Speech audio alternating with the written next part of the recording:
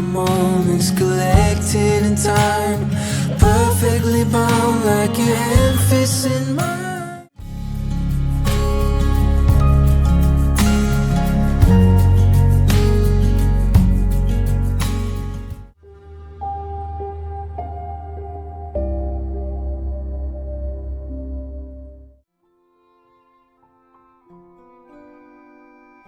I've had a lot of client horses in my day, but more recently as my brand has been growing. From a chunky gray horse who didn't know how to listen, to a huge Dutch warm blood who doesn't know how to use her feet. I've seen it all pretty much. Well, for now. Yet I found myself once again on the hunt for the perfect horse to serve a client. A lot of people come to me asking for my professional opinion because when it comes to horse shopping, many don't truly understand what to look for, and that's exactly why I'm here today. As my business has grown, we've added more services and applications, including one where you can apply for me to train, sell, or find your very own horse, just like I'm doing in this video today. Now before we go check out the horses I picked out for this client, don't forget to leave a like, subscribe, so you can discover more videos just like this on my channel. And also, don't forget we have a Discord server filled with amazing people where you can make friends and be a part of an incredible community. Now let's go load up the trailer and try out our first horse.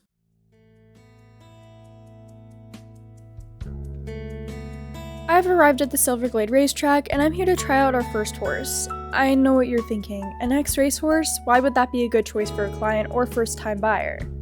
Well, it is true that some X-race horses can have excitable tendencies, but many of them can actually make wonderful companions. In this case, I'm not just helping my client find a horse, I'll also be monitoring their progress for a while to make sure it's 100% a good fit.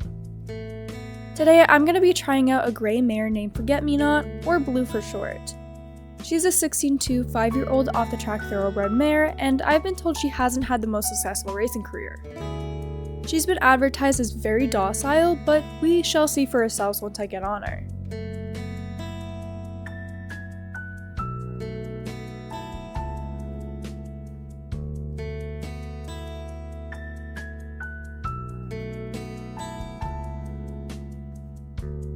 When I first got on, Blue was a very kind and quiet mare. She seems to be a very good horse. I do want to be cautious in a situation like this though, because from experience, racetracks can sometimes drug their horses to make them seem a lot more docile than they actually are. That can potentially become a very dangerous situation for me, because if the drugs decide to wear off and all of a sudden this horse decides she wants to kill me, yeah, that's the end of this video, so let's hope that doesn't happen. I'm really hoping this one works out because I genuinely like her and I think she's really sweet. During our time in the round pen together, like I mentioned in my last video with Covey, we were working on speeding up and slowing down within each gait, seeing how slow we can go and how fast we can go during each rhythm. This really helps me get a feel for the horse and see how I need to ride them. Every horse is different with their own feel and stride, so you have to ride the horse that you have underneath you at the time. For example, I ride Will very differently than I ride Peter. Blue is very consistent in her striding too, which makes the ride both easy and a good workout for both of us.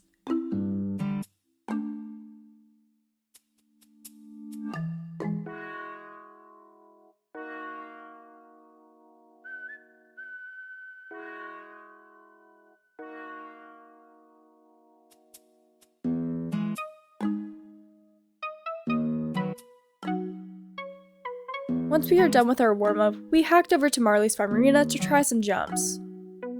I wasn't going to be doing much jumping since we have already done quite a bit in the round pen, and I really feel like this horse was in a good headspace to wrap things up on a positive note. She was a really nice hack over to the arena. Even though it was only about 5 to 7 minute ride away, sometimes in the open fields, horses can get really excited just from how open the space is. They just want to run. But I didn't feel that from her at all. Whoever trained this horse has done a fantastic job. Over the fences, she is a little green, yet she does genuinely try to get you on the other side safely. That will just need a little bit more training and rounding out, but it shouldn't be too big of an issue. My client is essentially looking for a horse that's beginner to intermediate friendly, something she can learn on while also having fun. I've been in a situation before where I've gotten a horse and I feel stuck with them because they're genuinely scary to ride. And that's not a place you want to find yourself in financially or in terms of your safety.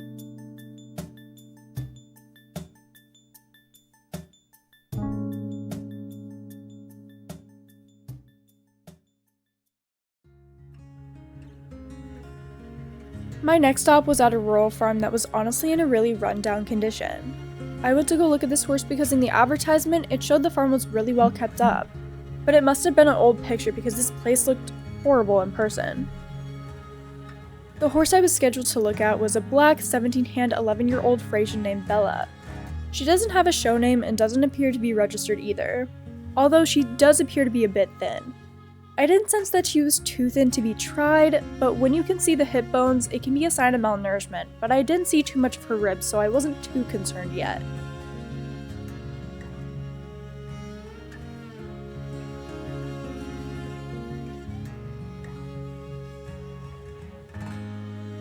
Once I did get on Veya, she followed everything I did without any protest, which actually made me really sad.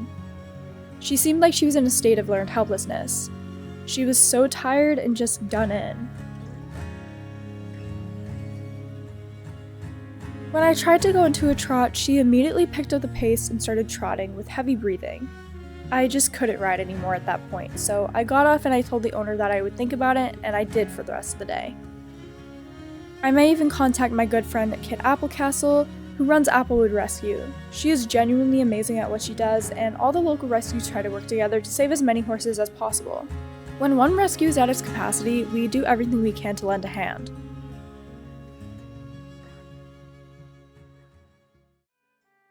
As I went through town this afternoon, I grabbed some lunch on the way to see my next horse, who is actually located at the old Hoster Hope facility. It is now a rescue center, owned by my lovely friend Lenora, who took over the property after we moved to our larger facility. Today, I'm going to be trying out a horse that's been in training for a while with my other friend Margaret Sinclair, who you can go check out on Instagram, who is an amazing trainer who has been working with this lovely mare named Jazzy. Jazzy is a 15-2, 16-year-old Mustang mare. She originally came from the South Hook Peninsula Plains, where she grew up wild, but was later captured to control the population. Unfortunately, she was sold to a nose-to-butt trail facility, something I just really strongly disagree with. We recently received her at the rescue facility, and Margaret has been working so hard to help Jazzy come out of her shell. A lot of times at these trail ride places, they are shut down emotionally and just told to do whatever the human wants without any consideration for their feelings or needs. Jazzy is a very sweet horse with a good heart. She has since learned how to tell us when she doesn't like something. We've allowed her to have that voice, and that has been hard for her.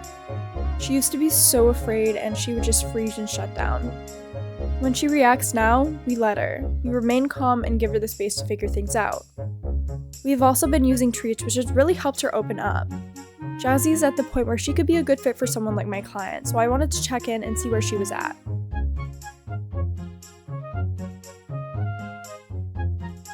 She has a very consistent gait and a kind mind. She doesn't buck, rear, or do any of that. Occasionally she'll pause and look back, kind of like a check-in, but I'll allow it because at the end of the day, she's listening to me. In each gait, we transition between faster and slower, and she was doing a phenomenal job. I feel like my client could really learn how to bond with Jazzy, but at the same time, I just don't think Jazzy is going to be the best fit for my client, as my client is looking for a horse that can do some jumping as well. I just feel like Jazzy would be better suited for someone else. I can't exactly put my finger on it, but it's just a gut feeling, and I think I need to listen to it. But since she is at the old property, I do have some influence on where she ends up, so I'm not too worried.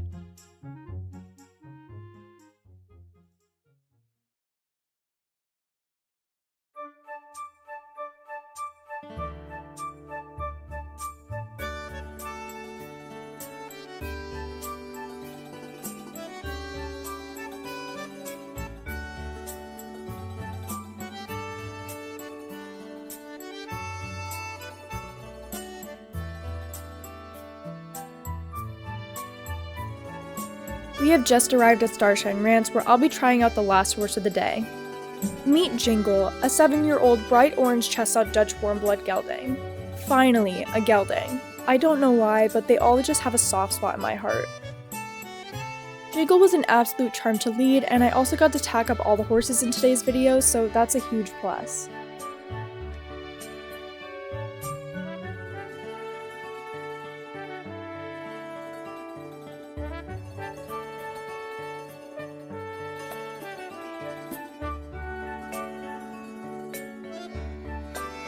While tacking up, I did notice some ear pinning, but I wasn't sure if that was just the girth or because of the other horses in the paddock next to us being an influence. Or maybe this chestnut just has a little sass. You all know I love a good redhead. Getting on, no issues. walking, again, no issues, and so on. At the trot, things got a little fancy, and it actually reminded me of when I ride Peter. I just thought of him and me, and this horse Jingle thrived. So of course I had to see what his jump mechanics were like. Jumping was magical. We just flew over the jumps. They weren't even huge, but I just could tell this horse has tools in his toolbox to be something amazing for my client.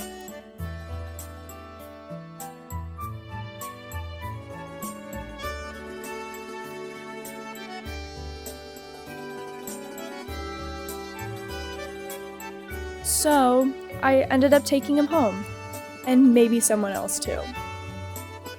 Not only did we get Jingle for my client, but we also brought home Blue as a project for myself. And that's not all.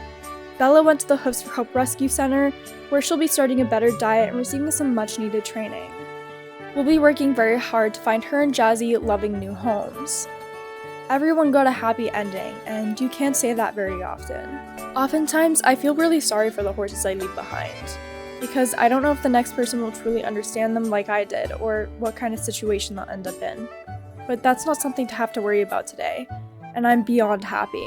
Thank you all so much for watching this video. Maybe I'll post a training vlog soon to show you guys Jingle's progress and the others. Don't forget to leave a like, subscribe, share, and comment down below your thoughts, and I will see you all in my next video. Bye!